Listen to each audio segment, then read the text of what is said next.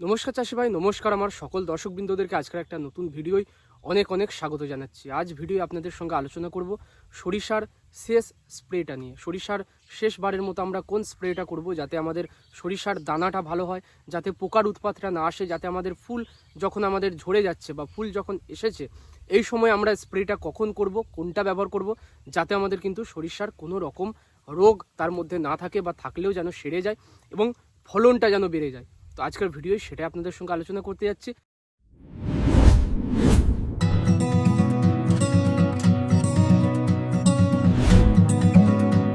আপনাদের মধ্যে অনেকেই কিন্তু কমেন্ট বক্সে আমাকে এটা জানতে চেয়েছেন যে সরিষার পরিচর্যার উপরে দাদা একটা ভিডিও দিন। আজকে সেটাই আপনাদের কাছে আমি কিন্তু পরিবেশন করছি। তো দেখুন, আমরা নর্মালি আমাদের এখানে যেটা হচ্ছে, এখন সরিষার মধ্যে কিন্তু ফুল আসছে, অনেকের কি হয়েছে, ফুল ঝরে গেছে। তো দেখুন, যাদের এখন দেখছি আমরা সরিষার ফুল এসছে, এইমাত্র ফুলটা এসেছে এবং এখন অবধি দানা গঠনটা ঠিকঠাক শুরু হয়নি, হালকা হয়তো তলার দিকে দুটো একটা শুটি দানা হয়েছে, কিন্তু ওভারঅল গাছটা অতটাও লম্বা হয়নি বা অতটাও কিন্তু মানে ফুলটা ঝরে যায়নি। তো এই মুহূর্তে আমাদের এই সময় স্প্রে করতে হবে হচ্ছে একটা ছত্রাকনাশক, যাতে করে কি হয় পরবর্তীকালে যাতে আমাদের কাণ্ড পচা বা শীষ পচা বা যে সরিষার গাছটা শুকিয়ে মারা যাওয়া এই রোগগুলো না আসে। সেজন্য আমরা ব্যবহার করব হচ্ছে নেটিভো, এবং নেটিভোর সঙ্গে যাতে পরবর্তীকালে দানাটা ভালো হয় সেজন্য আমরা ব্যবহার করব হচ্ছে বোরন 20% যেটা পাওয়া যায় মার্কেটে, সেটা আমরা ব্যবহার করব 20 গ্রাম করে প্রতি 15 লিটার ব্যারেলে। আর নেটিভো ব্যবহার করব আমরা 12 গ্রাম প্রতি 15 লিটার জলে। বুঝতে পেরেছেন? এই হচ্ছে আমাদের স্প্রে, যাদের আমাদের গাছ এখন এইমাত্র সরিষার গাছে ফুল এসছে। এরপরে কথা হচ্ছে, আমাদের যে ফুল এলো এই সময়, তো সরিষার এই সময় প্রয়োজন হচ্ছে এই সময় মোট কথা আমাদের পটাশের, বোরনের, আর হচ্ছে একটা ভিটামিন এবং পোকার একটা ওষুধ, যাতে পোকাটা পরবর্তীকালে না লাগে। তো আমরা যাদের এখন ফুল ঝরে গেছে, যাদের গাছে দেখছি ফুল আর নেই, দুটো একটা রয়েছে, সেটা নেগলিজিবল, সেটা ধরবো না।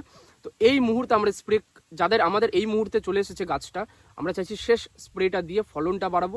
তারা আমরা কি স্প্রে করব, যাতে আমাদের গাছটা খুব সুন্দরভাবে থাকে এবং শেষ অবধি যেন গাছটা সুস্থ থাকে এবং ফলনটা যেন ভালো পায়।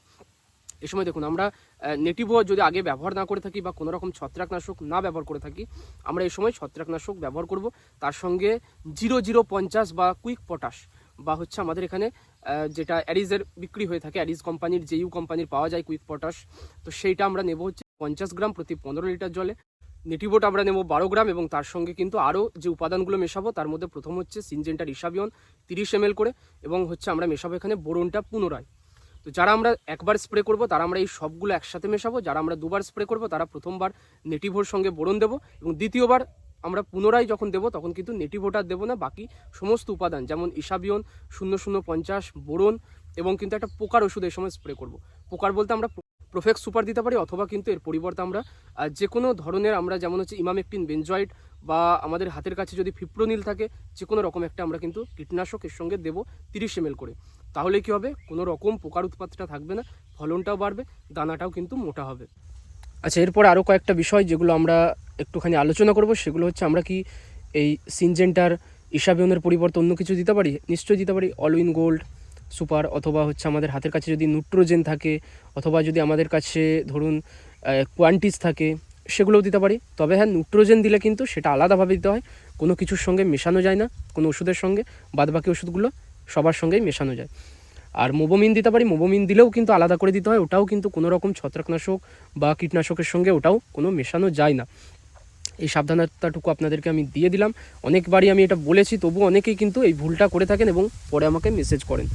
আচ্ছা, এরপরে হচ্ছে যাদের জমিতে আমরা দেখেছি কোনো রকম ছত্রাকের আক্রমণ ঘটে না, প্রত্যেক বছরই আমরা লাগাচ্ছি, এটুকু তো আমাদের এক্সপিরিয়েন্স বা এটুকু তো আমরা শিখেছি যে আমাদের এই জমিতে কোনো রকম ছত্রাকের আক্রমণ হয় না বা রোগ আসে না, তো সেসব জমিতে আমরা কিন্তু নেটিভোটা অ্যাভয়েড করতে পারি, যদি খরচটাকে আমরা একটু কমিয়ে রাখতে চাই। মানে অনেকের খরচের সমস্যাটা হয়, অনেকে কিন্তু কোনোভাবে হয়তো লাগিয়েছে, খরচ অতটাও করতে পারবো না, তারা আমরা কিন্তু নেটিভোটা অ্যাভয়েড করতে পারি, তার পরিবর্তে মানে সেটাকে বাদ দিয়ে বাকি স্প্রেগুলো করতে পারি, তাতে খরচটা অনেকটাই কম থাকবে, ব্যারেল পিছু খরচটা। কারণ নেটিভো দিতে গেলে ব্যারেল পিছু 100 টাকা খরচ আরও বেড়ে যায়, সেটা আমরা নাও দিতে পারি যদি কোনো সমস্যা আমরা দেখেছি অন্যান্য বছর না থাকে, তাহলে আমরা এগুলো স্প্রে করব, তাহলে কিন্তু ফলন দারুণ আমরা পাবো।